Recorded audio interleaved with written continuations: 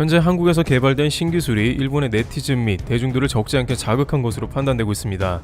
특히 일본은 이 분야만큼은 동북아시아는 물론 전 세계에서 최고를 믿어 의심치 않고 있다는데요. 바로 철도의 나라라고 불리우는 일본이기 때문에 더욱더 한국의 관련 분야 신기술이 거슬린다는 것입니다. 그것은 모든 분야에서도 유독 철도만큼은 일본이 항상 앞서 있다는 믿음이 있기 때문이라고 합니다. 일본 입장에서 그도 그럴만한 것이 당장 신칸센만 하더라도 각종 세계 기록을 가지고 있으며 일본 자체 평가이긴 합니다만 고속을 유지하는 안전성에서 전세계 최고라는 홍보를 하곤 했습니다. 일본의 철도 기술은 세계 2차 대전에 전쟁 물자를 운송하기 위해서 더욱 발달했습니다.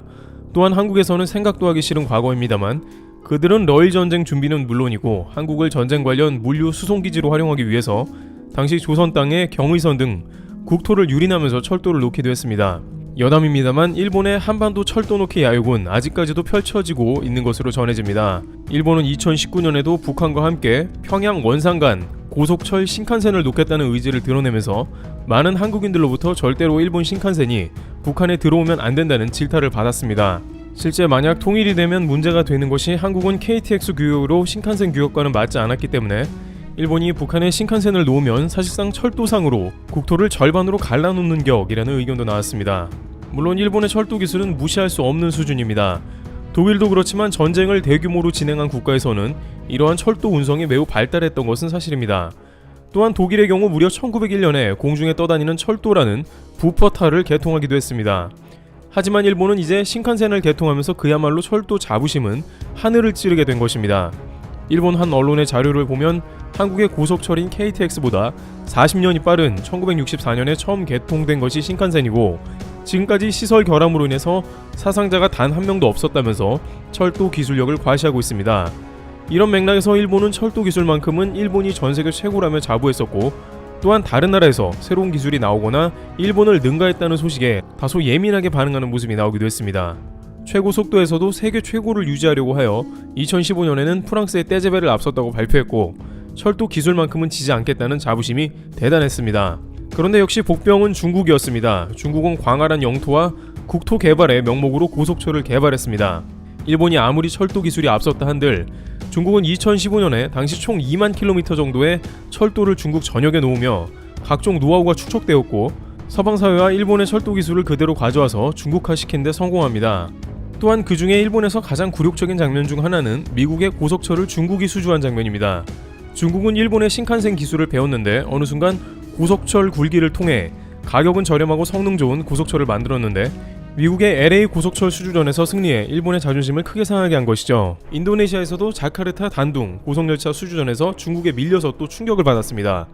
반면 2011년 중국 고속철 사고가 났을 때에는 일본에서는 그것 봐라 일본 열차가 최고다라는 반응을 보였습니다. 여전히 기술과 안전성은 최고지만 중국제는 단순히 가격만 싼 것이라는 자부심이 깔려있는 것입니다. 이런 가운데 한국의 철도 관련한 새로운 뉴스는 한국의 의도와는 상관없이 일본을 자극한 모양입니다. 특히 헤드라인에서 한국이 일본과 독일보다도 앞선 관련 철도 기술을 개발하자 논란이 되었다는데요. 대체 이 기술에 대해서 왜 일본이 민감한지도 궁금합니다. 우선 일본 언론은 한국철도기술연구원이 자체 개발한 터널 폭발음 저감 후드 기술에 대한 현장 성능 검증을 완료했다고 보도했습니다. 고속열차가 터널에 진입할 때 공기 압축으로 생기는 터널 폭발음을 획기적으로 줄이는 기술이 개발된 것입니다. 고속열차가 터널에 진입하면 터널 내부의 압력 변화로 인해 파동이 발생하고 이 파동이 터널 출구에서 폭발음 같은 큰 소음을 일으켜 이를 미기압파 또는 터널 손익붐으로도 부릅니다. 그런데 이 소음을 줄이는 것은 한국뿐만 아니라 전 세계적으로도 매우 큰 관심사라고 합니다. 왜냐하면 이런 터널 폭발음은 터널 주변 민가와 축사에 큰 피해를 주기 때문에 고속철도 설계에서 중요한 이슈가 되고 있었던 것입니다. 또한 한국철도연에서 기발한 아이디어를 동원했다고 합니다. 철도연이 이번에 개발한 터널 폭발음 저감 후드는 상어가 빠르게 헤엄칠 때 입으로 유입되는 바닷물의 압력을 줄이기 위해 양쪽으로 아가미를 벌리는 모습에서 아이디어를 얻었습니다. 상어 입안과 아가미의 3차원 구조 변화로 인한 압력 구배 저감 원리를 응용해 상어 생체를 본뜬 후드 구조체를 개발한 것입니다. 그 발상과 기술 적용 면에서 매우 훌륭한 평가를 받는 것이죠. 결정적으로 이것은 앞서 언급된 바와 같이 터널 폭발음 저감 성능이 약 84%로 이는 일본, 독일, 중국 등의 터널 후드 구조체 성능인 50%보다 우수하다고 연구원은 밝혔습니다. 여기에 기존 개발된 후드보다 후드 길이가 짧아 건설 비용을 약 40%가량 절감할 수도 있습니다. 철도연은 개발한 상어 생체무사 후드의 성능 시험과 실문 현장 시험 결과는 산업기술연구시험원 KTL로부터 공인시험 성적서를 받았고 미국, 일본, 독일, 중국 등 4개국 국제특허 등록을 완료했습니다. 특허만 등록된 게 아니라 이 기술은 내년 완공되는 시속 250km급 중부 내륙 철도와 춘천, 속초 고속화 철도 설계 등에 반영될 예정입니다. 그러다 보니 일본의 반응은 냉담하게 나오고 있습니다. 한국에서는 물론 박수는 보냅니다만 아주 대단한 이슈를 모는 뉴스는 아니죠. 그러나 일본에서는 이 뉴스가 사람들이 많이 봤다는 열독률이 높은 순위로 랭크가 되면서 댓글도 500여 개 이상이 달리고 있습니다. 한 일본 네티즌은 한국 고속열차는 일본과 독일보다 속도도 느린데 원래 터널 폭발음이 작을 것이다 라며 속도가 느린 한국 열차에서 작은 폭발음이 들렸다고 좋아할 것은 아니다 라면서 평가 절하하기도 했습니다. 또 다른 네티즌은 이미 일본에서는 주택가와 상당히 밀접하게 달려서 해결해 놓은 문제이기도 하다라며 철도연이 심지어 일본의 특허를 받은 기술임에도 불구하고 인정하지 않는 모습을 보이고 있습니다. 그러나 역시 가장 많이 보인 반응은 한국인들조차 잘 기억이 나지 않는 KTX 관련 사건이라고 하는데요. 그것은 무려 5년 전인 2015년에 호남선 KTX를 개통한 날에 기차에 붙어있던 청테이프 사건입니다. 당시 워셔액 주입 입구가 파손되어 청테이프로 붙여 주행했던 KTX 관련 뉴스가 일본에 보도됐던 것입니다. 물론 한국에서는 이러한 고속철 청테이프 이슈가 가끔 나오긴 합니다만 큰 관심사까지는 아닌데요. 일본에서는 철도의 자부심과 기술력을 매우 중요시하기 때문에 이 사건이 대서특필된 것입니다. 따라서 아직까지도 일본에서 한국 철도 하면 무조건 청테이프라는 말부터 꺼내고 있습니다. 한동안 일본에서 한국의 KTX 청테이프 사건은 조롱과 웃음거리로 오랫동안 회자된 것입니다. 하지만 철도업계에서는 뜻밖의 신칸센에 대해서 부정적인 시각도 많이 존재한다고 얘기합니다.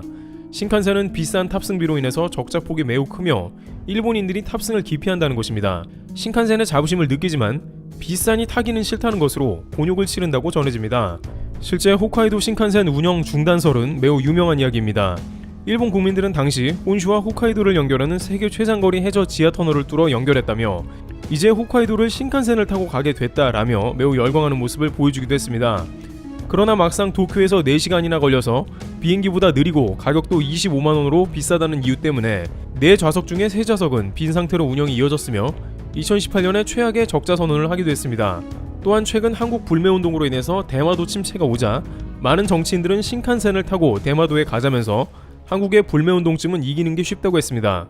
그러나 막상 도쿄에서 규슈까지 신칸센을 타고 배를 타고 대마도까지 가는 비용은 보통 100만원가량으로 아무도 비싸서 대마도에 안 간 것으로 전해집니다. 게다가 최고 기술력이라지만 탈선 사고를 비롯해서 태풍이나 지진이 오면 침수되고 운영이 멈추는 등 여러가지 크고 작은 굴욕에 가까운 사건도 많습니다.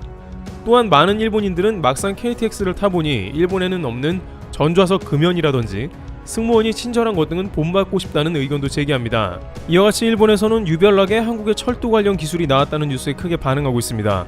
일본 네티즌의 말처럼 일본 신칸센에는 자체적으로 공기저항 설계가 들어가 이 기술이 필요 없을 수 있습니다. 그러나 한국이 개발한 이 기술은 한국은 물론이고 전 세계 곳곳에 적용할 수 있다는 장점이 있는 것입니다. 너무 비싸 자국민도 기피하는 기술보다는 모두가 널리 활용하는 기술이 나을 수 있는 것입니다. 트래블튜브 여기서 마치겠습니다. 감사합니다.